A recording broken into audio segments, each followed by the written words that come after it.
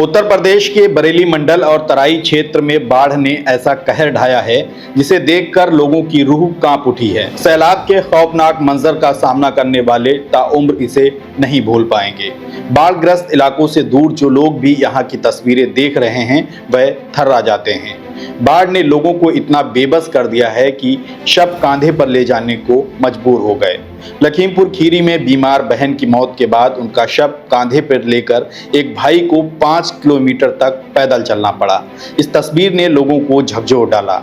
राजनीतिक शोर भी मचा, लेकिन आम लोग इसी तरह से दर्द का सामना कर रहे हैं। ये अलग बात है कि बाढ़ ने उनके दर्द में कुछ और इजाफा कर दिया है। अब बरेली के नवाबगंज क्षेत्र से एक मरीज की तस्वीर सामने आई है, जहां जलभराव के बीच लोग उनकी चारपाई उठाकर ले जाते नजर आ रहे हैं। ये मंजर मोहनपुर गांव के पास का है। यहाँ के होरीलाल आंध्र प्रदेश में मजदूरी करते थे, जहां एक हादसे में वह झुलस गए। घटना के बाद उन्हें बरेली लाया गया। बरेली परिक्षेत्र जहां पहले से ही भयंकर बारिश और जलभराव की चुनौती बनी है, वहां होरीलाल को घर तक जाने के लिए वाहन मुश्किल हो गया और घर वालों को उनकी चारपाई उठाकर पानी के बीच से गुजरना पड़ा। दरअसल पानी के कारण यहाँ वाहन नहीं जा सकते थे। जारपा मोहनपुर गांव बरेली पीलीभीत बॉर्डर पर बसा है, जहां कुछ दूरी पर ही देवा नदी बहती है। नदी उपनाने से ये क्षेत्र जलमग्न है। 2024 के लोकसभा चुनाव में इसी मुद्दे पर गांव में मतदान का बहिष्कार भी हो चुका है।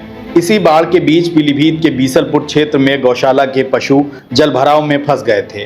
बाद में पीलीभीत में दूसरी जगहों से भी ऐसी तस्वीरें सामने आईं, तो प्रशासन ने इनका संज्ञान लेकर बाढ़ में फंसे पशुओं को रेस्क्यू कराया और उनके चारे की व्यवस्था कराई थी। बदायूं में कई गौवंश एक टापू पर फंस गए थे, उन्हें भी बाहर निकाला गया।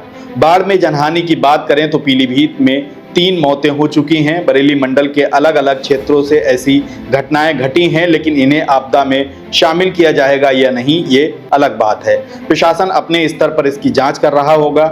हर रोज दिल दहलाने वाली ऐसी तस्वीरें सामने आ रही हैं, लेकिन कुदरत की इस तबाही के आगे सब बेबस हैं। बरेली की रामगंगा नदी खतरे का निशान पार कर गई है और इसके निचले इलाकों में पानी पहुंचने लगा है। हालात कितने मुश्किल हैं, यहाँ के लोग ही इसे महसूस कर सकते हैं। ये बाढ़ भयंकर तबाही लेकर आई है। हजारों एकड़ फसलें उजड़ चुकी हैं। घरों में भरा अनाज भीग कर सड़ गया है। कच्ची गृहस्थियां उजड़ गईं। नदियों के किनारे आबाद घरों पर कटान का संकट बना है। फौरी तौर पर प्रशासन बाढ़ में फंसे इंसान और पशुओं को सुरक्षित बाहर निकालने की कोशिशों में लगा है। उनके खाने पीने का बंदोबस्त किया जा रहा है। यूपी में बरेली, पीलीभीत, शाहजहांपुर, बदायूं, लखीमपुर के बाद अब हरदोई में संकट गहराने लगा है। बरेली में फिलहाल अब तक स्थितियां बेहतर थीं, लेकिन रामगंगा के उफनाने के साथ चैलेंज बढ़ गया है। पुलिस प्रशासन और एनडीआरएफ की टीमें सब अलर्ट मोड पर हैं और हर तरह की चुनौती से पार पाने को तैयार हैं।